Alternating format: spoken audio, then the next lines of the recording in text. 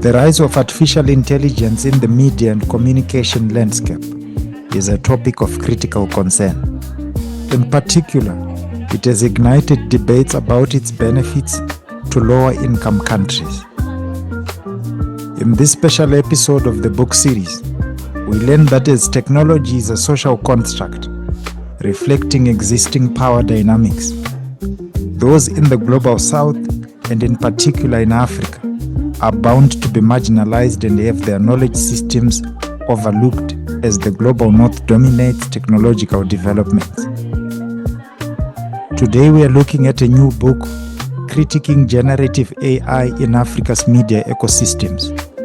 This book was written by Lungile Tshuma and Trust Matsilele. This book was published by Routledge, and a copy of it can be accessed on the link that is in the description panel.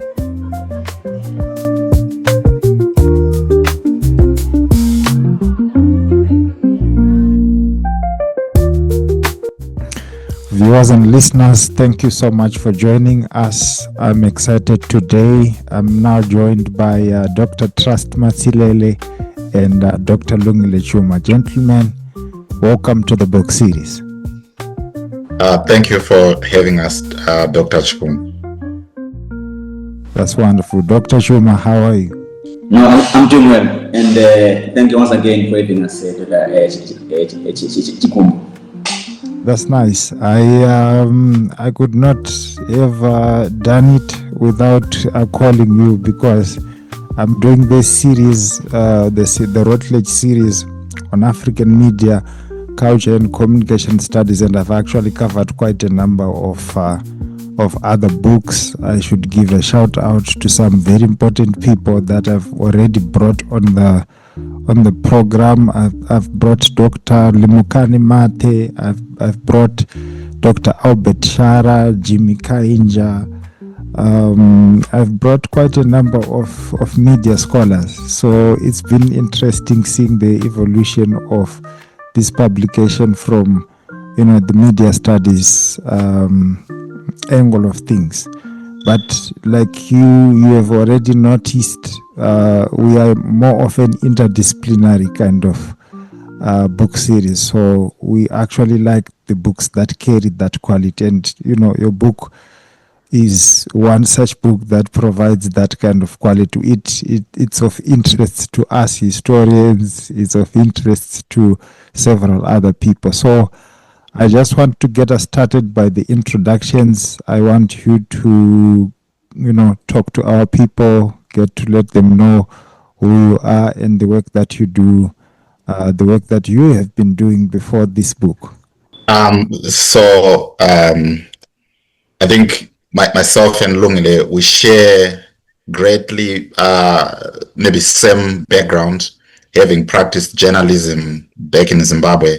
I also practiced journalism in South Africa, and that shaped our curiosity around the changing journalism ecologies, which has largely informed a lot of some of the research that we have done.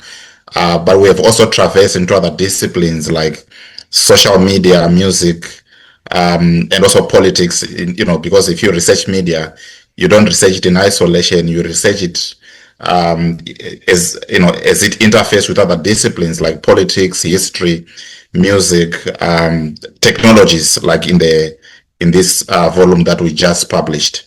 So the two of us have collaborated on a book on media, social movements, and protest cultures in Africa. We've also collaborated on a book on patterns of harassment in African journalism, in part because, since 2016, we have seen the amplification and proliferation of attacks on journalists, and that's what in part informed our volume on harassment, and obviously these two volumes that look at the intersection of generative AI and journalism. The one that we are talking about today looks at the critical lens, but there's another one that just looks at the instrumentalization and use cases. So that in part, that's some of the research that we have collaboratively worked on. We have a paper that should be out early next year that looks at synthetic media and issues of contingent agents. It tries to understand what happens to local media organization when they appropriate these foreign technologies that are not trained in our languages or trained in our data, but then we have to domesticate them in our newsroom. So in part, I would say that's some of the research that have shaped the two of us, but I'm sure Lungile, who also research on other interesting things, can add on what I've been saying. Oh, wonderful, wonderful. Okay, thank you. I think Trust has laid a foundation on the things which we share together as researchers.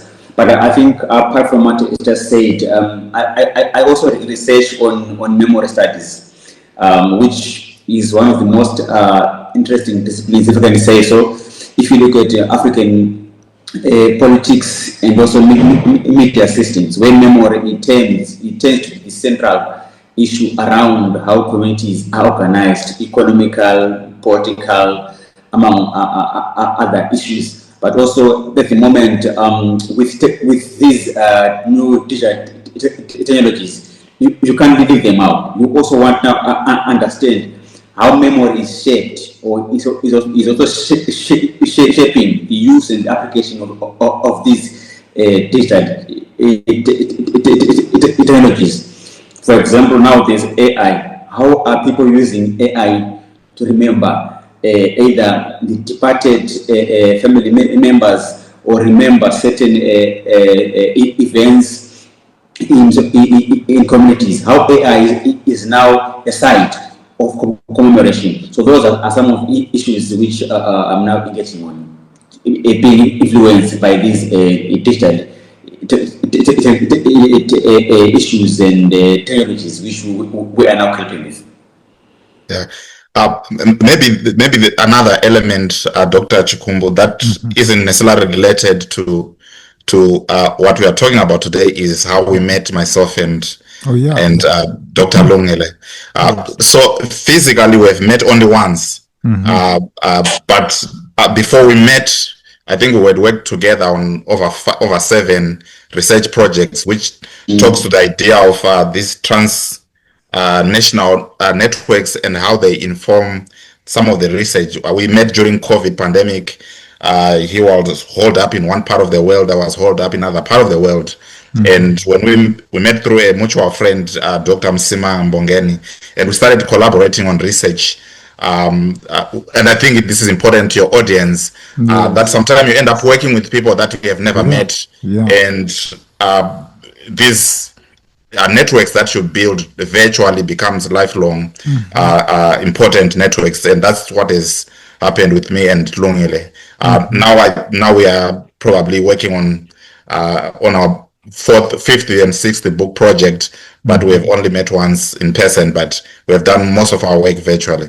Oh, that's wonderful. That's wonderful. I have great respect for that, Dr. Trust. One thing I've seen, especially with this series, and with several other works that we have, launched on this series, Africa is underrepresented, especially in the media and cultural, like literature. You don't get to see quite a lot, of stuff on African media. It's sometimes covered in a smaller book chapters or smaller pieces of articles in a bigger book that talks about like world media or something. But African media is underrepresented. That's why I applaud the work that you are doing, and I want this to, we want it to reach as many people as possible in these media departments and in different universities. So I'm very happy to have you on this particular platform to talk about this.